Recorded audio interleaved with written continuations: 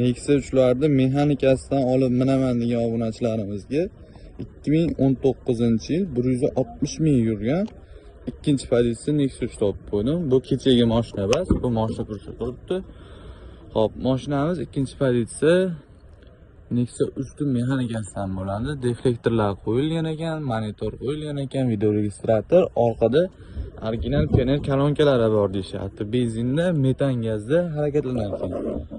Yurish-turish, motor hadovoyda ishi yo'q, любой dokumenti bo'ladi deyishyapti. Xohlagan dokumentini qilib beramiz, xohlasa 30 olsin, xohlasa davenisidan beraveramiz deyishyapti. 4 yumshoq baloni bor, 4-pozitsiya avtomatik korobkani diskalarni qo'yib pishgan. Petnosi bor mashinani.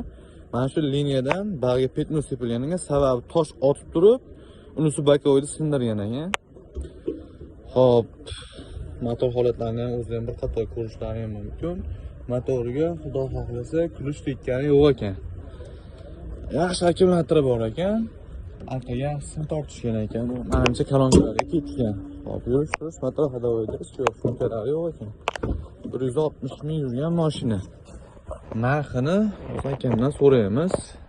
Gazi 3-pozitsiya ekanini. Xo'p, 160 ming bo'libdi rovni. 90 taliga metani. Metani 90 tali. Narxi 7200 baho aytishyapti. Tepasida kelib, bemalol savdosini qilaverasizlar.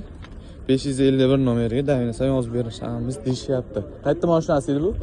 Rishtonning mashinasi ekan, so'raganlar bo'lsa. Mashinadan moment Qo'qon mashina bozorida turibdi.